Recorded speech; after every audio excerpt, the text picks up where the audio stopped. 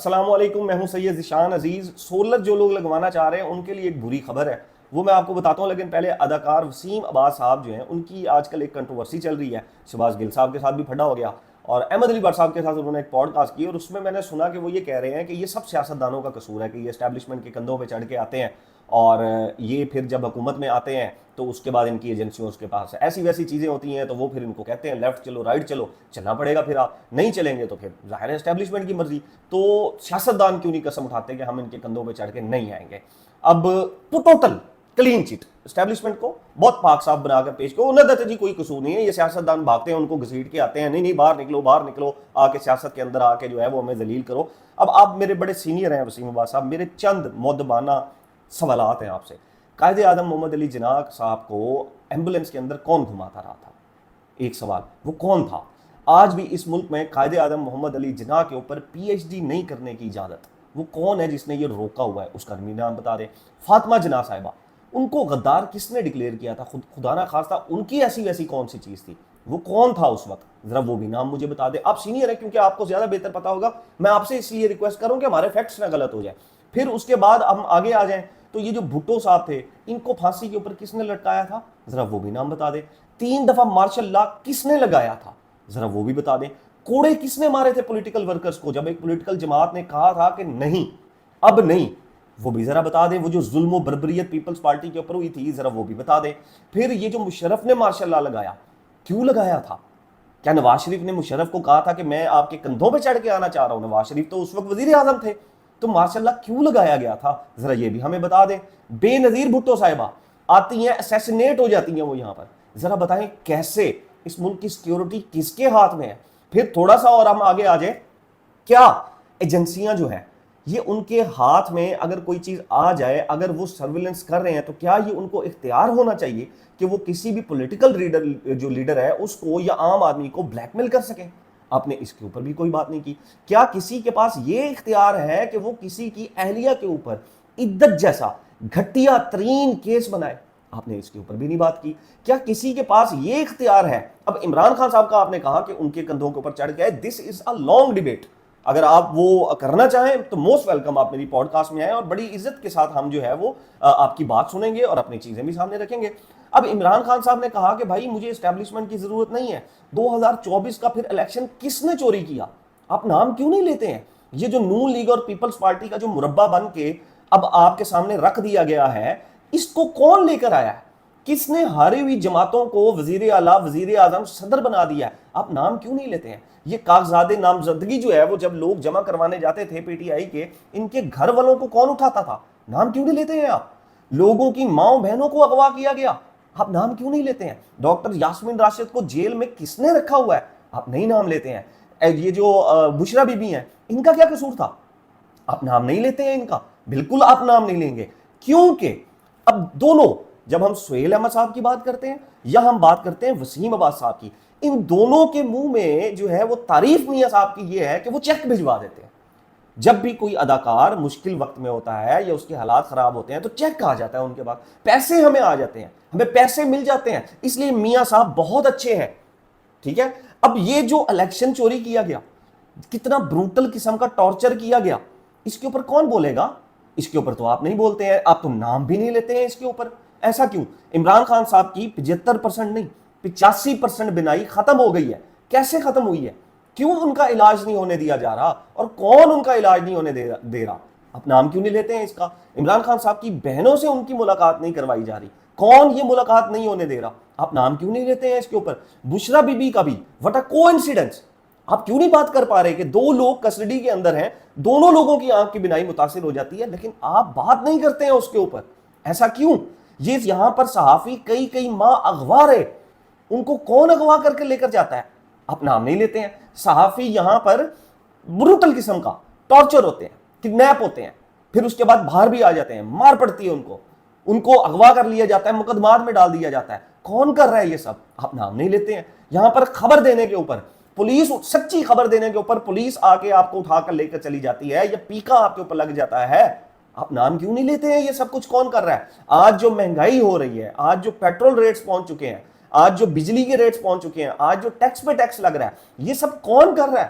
آپ نام نہیں لیتے ہیں. کیا آپ اسی چیز میں خوش ہیں کہ وسیم عباس صاحب جو ہیں وہ اس چیز میں خوش ہیں کہ ان کی جو فرٹرنیٹی ہے اس کے اندر اگر کوئی بیمار ہوتا ہے خدا نہ خواستہ, یا اس کے اندر اگر کسی کو کوئی ضرورت پڑتی ہے, تو میاں نواز شریف صاحب ان کو اٹھا کے چیک بھیج دیتے ہیں؟ آپ نے کیوں نہیں نام لیا؟ وہ کون تھا جس کا میاں نواز شریف صاحب باہر بیٹھ کر نام لیتے تھے کہ میری حکومت گرانے میں یہ ہے, اور پھر میاں نواز شریف سے واپس آ کر کس کے کندھوں پہ چڑھ کر حکومت بنوا لیتے ہیں, بیٹی کی اور بھائی کی؟ آپ نہیں نام لیتے ہیں. پھر ساتھ میں جو لوگ اس کاز کے اوپر, یعنی کہ نو مور اسٹیبلشمنٹ, اب ہم اسٹیبلشمنٹ کے کندھوں پہ چڑھ کر نہیں آئیں گے, جو لوگ اس کاز میں پھر ماریں کھائیں, جنہوں نے تشدد برداشت کی ہے, آپ پھر ان کو تانے دیتے ہیں. جو باہر کے ملک میں بیٹھ کے شہباز گل صاحب کی اگر میں آپ نے بات کی کہ جی آئیں ادھر مارے کھائیں انقلاب لے کر آئیں, آپ نہیں نکلیں گے. آپ نے ملک نہیں بدلنا, یا آپ کو صرف یہ چاہیے کہ بس چیک آ جائے میاں صاحب کی طرف سے؟ میاں صاحب سپورٹ کرتے ہیں, یہ ان کا بڑا پن ہے, ٹھیک ہے, اچھی بات ہے کہ وہ سپورٹ کرتے ہیں, لیکن ملک کس نے ٹھیک کرنا ہے؟ یہ ملک کا ٹھیکہ صرف شہباز گل کا ہے؟ یہ ملک کا ٹھیکہ صرف اور صرف پولیٹیکل ورکر کا ہے, عام بندے کا ہے؟ آپ نہیں بول سکتے. کسی دن آپ کھل کر بولیں کہ پہلے دن سے آج کے دن تک اسٹیبلشمنٹ کیا کیا ظلم کرتی آ رہی ہے, کیا کیا ظلم ڈھاتی آ رہی ہے. یہ جو ججز کے کمروں کے اندر ویڈیوز لگانے کے کیمرے نکلے تھے, یہ کس نے لگائے تھے بتائیں؟ کیا کسی بھی اسٹیبلشمنٹ کو, ایجنسی کو, حکومت کو, کسی کو یہ اختیار ہے کہ وہ کسی کے کمروں میں جا کے, بیڈ رومز کے اندر جا کر کیمرے لگائے؟ آپ کیوں نہیں نام لیتے ہیں؟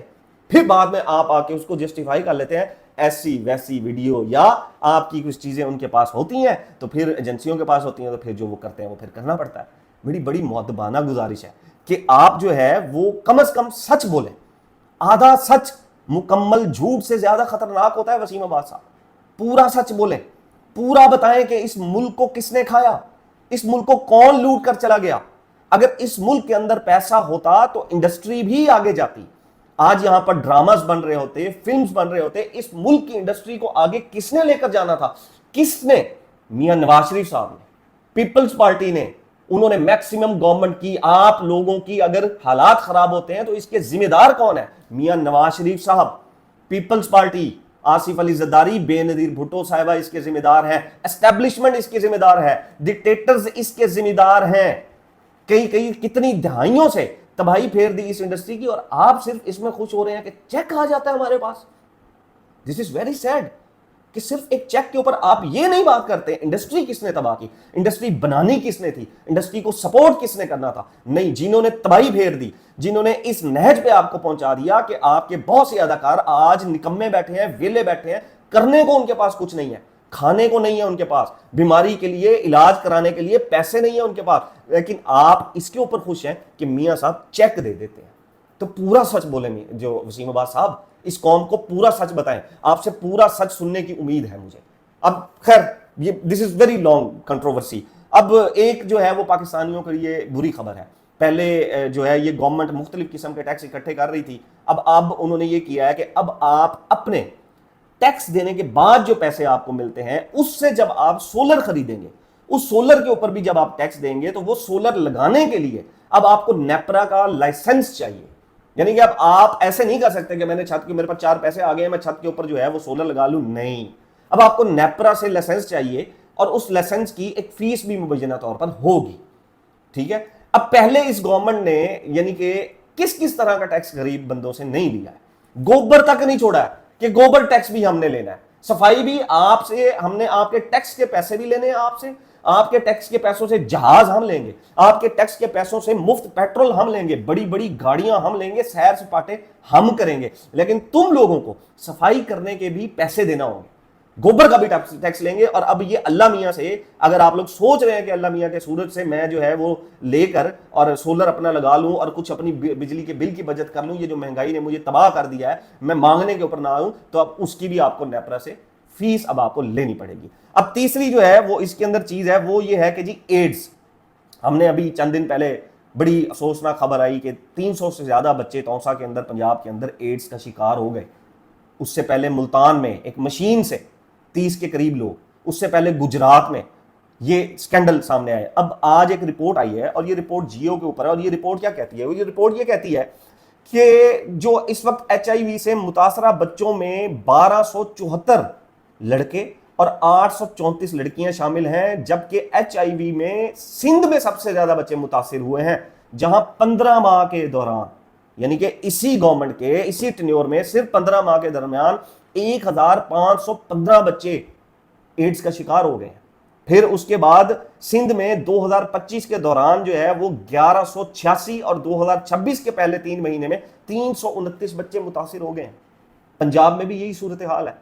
اب یہ جو پیپلز پارٹی ہے، یہ کارنامے جو وہاں پر صحت کے ڈنکے بجا رہی ہے، یہ کھڑاک نکال رہی ہے، جی ہم نے صحت کا نظام بہت زبردست کر دیا ہے، اور میاں صاحب بھی بیٹھے KPK کو جو ہے وہ بیٹھے ٹارگٹ کر رہے تھے۔ KPK میں یہ بچے 111 ہیں، یہ 111 بھی نہیں ہونے چاہیے، لیکن یہاں ہزاروں بچے، یعنی کہ آپ کے لگ بھگ جو ہے وہ 1515 بچے ایڈز کا شکار ہو گئے، اور کسی بھی بندے نے استعفیٰ نہیں دیا، کسی میں تھوڑی سی شرم نہیں آئی کہ میں نے 1500 بچوں کی زندگی تباہ ہم نے کر دی، لیکن کوئی اس کے اوپر جو ہے وہ کاروائی نہیں ہوئی، کچھ بھی نہیں ہوا۔ اور ابھی ان لوگوں کو وفاق میں گورنمنٹ چاہیے، پنجاب میں ان لوگوں کو گورنمنٹ چاہیے۔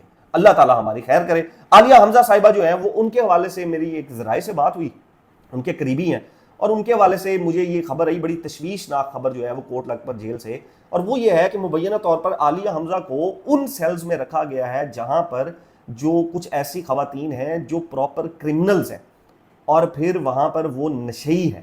یہ میں آپ کو جو ہے وہ ایگزیکٹ بتاؤں، منشیات کی عادی ہیں وہ، اور سنگین جرائم میں مبینہ طور پر ملوث ہیں جو خواتین، ان کو ان کے ساتھ سیلز کے اندر رکھا گیا، اسی سیم بیرک کے اندر ان کو رکھا گیا، اور یہ انسانی جو حقوق ہے ان کی بدترین خلاف ورزی ہے کہ آپ منشیات کے عادیوں کے ساتھ ایک پولیٹیکل جو وکٹم ہے، پولیٹیکل قیدی ہے، اس کو آپ رکھ رہے ہیں۔ خدا نہ خواستہ اس کو ہیپاٹائٹس ہو جاتا ہے، خدا نہ خواستہ اس کو HIV ہو جاتا ہے۔ یہ جو منشیات کی عادی خواتین ہوں یا مرد ہوں، یہ انجیکشن سوئیاں لگاتے ہیں، اور وہاں سے ایڈز پھیلنے کا سب سے بڑا وہ ذریعہ ہوتا ہے، اور ان کو ان لوگوں کے ساتھ رکھا گیا ہے۔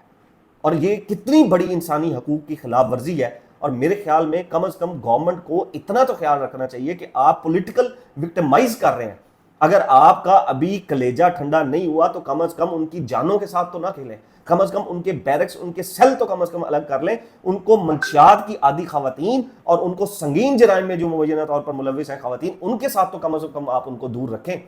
آپ نے ان کے اوپر اپنی مرضی سے کیسز کر دیے ہیں، لیکن خدا کا واسطہ ہے ان کی جانوں سے مت کھیلیں۔ یہ دور بدلتے رہتے ہیں، جب یہ دور بدلیں گے تب ہم آپ کے لیے بھی آواز اٹھائیں گے کہ انسانی حقوق کی خلاف ورزی نہیں ہونی چاہیے۔ تو میرے خیال میں یہ اس کے اوپر جو ہے وہ ایکشن لینا چاہیے، اور عالیہ حمزہ صاحبہ کو جو ہے وہ ایک الگ بیرک کے اندر، الگ سیل کے اندر ان کو رکھنا چاہیے، جہاں کم از کم اس طرح کے لوگ نہ ہوں۔ اب تک کے لیے اتنا ہی، نیکسٹ ولاگ تک اپنا اور اپنے اس چینل کا خیال رکھیے گا۔ اللہ حافظ۔